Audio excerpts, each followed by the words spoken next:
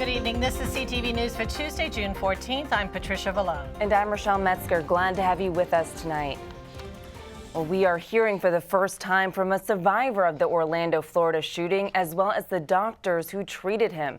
49 victims were killed early Sunday morning inside a gay nightclub. Another 53 were injured when 29-year-old Omar Mateen, identified by police as the shooter, opened fire.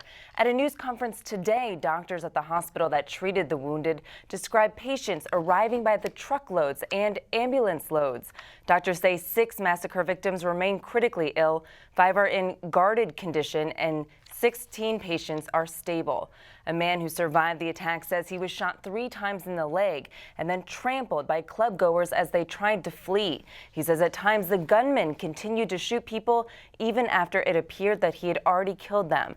The victim says he pretended to be dead as the gunman returned and shot him in the hand and the hip.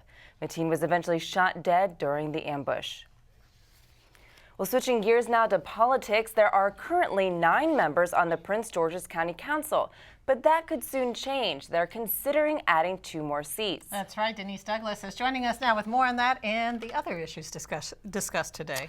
Yeah, you know, there's still a lot of issues around this, how this would work fiscally and how it would work into the structure of the county council and all of that. But the way it stands right now, they are looking at new members who would have at-large positions. Supporters say that adding these council seats would make a difference for the county. The proposed change to the council charter would mean that it would be made up of 11 instead of the 9 current people who are on that council. The idea is also that the additional members would help build relationships, increase economic development, and boost the county's standing. Chamber of Commerce President David Harrington says he is in favor of the restructuring and talked about the reason why.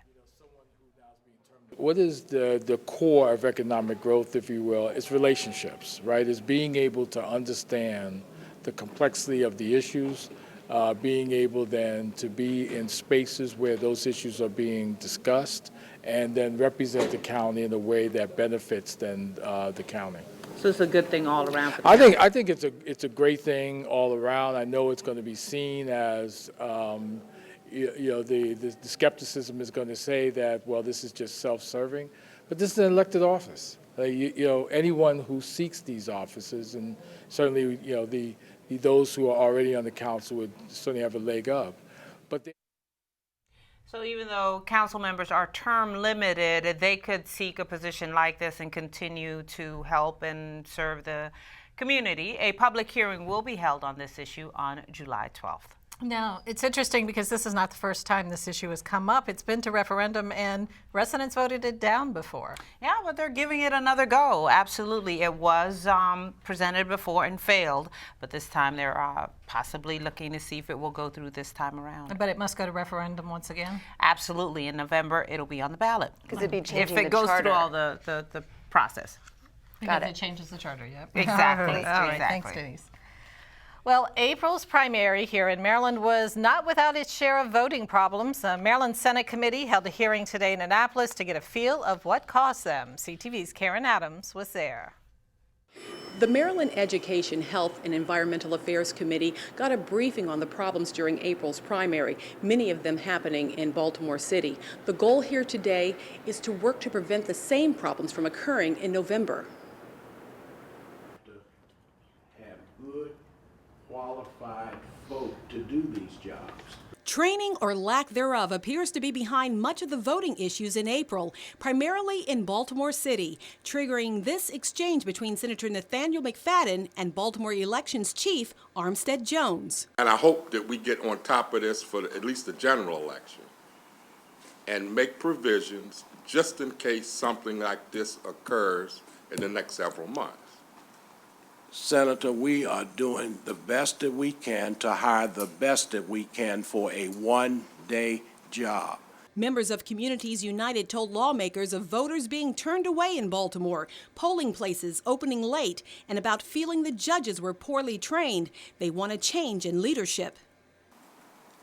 Citizens of Baltimore and the ex-felon voting community is asking, sir, for your resignation. These people have gone to the polls, and now with the debacle of the Baltimore City election, they've lost faith in the process and in the leadership. The issue of training is not only a problem in Baltimore, but in other jurisdictions as well. Committee members also heard that many of the judges who volunteered to serve never showed up on primary day. About half didn't show up in Montgomery County, and all of the state's jurisdictions had problems with scanning ballots. So we're going to just take a look at, and speak with state board and speak with the locals and come up with and focus on those issues and try to resolve them and eliminate them. Conway says they hope to get it right before November. All things are possible. And just based on human error, I think the biggest problem is this. It's the training issue, and we need to focus on that training issue. Karen Adams for CTV News. All right, thank you, Karen, for that report. And you are watching CTV News. I'm Patricia Vallone. And I'm Rochelle Metzger.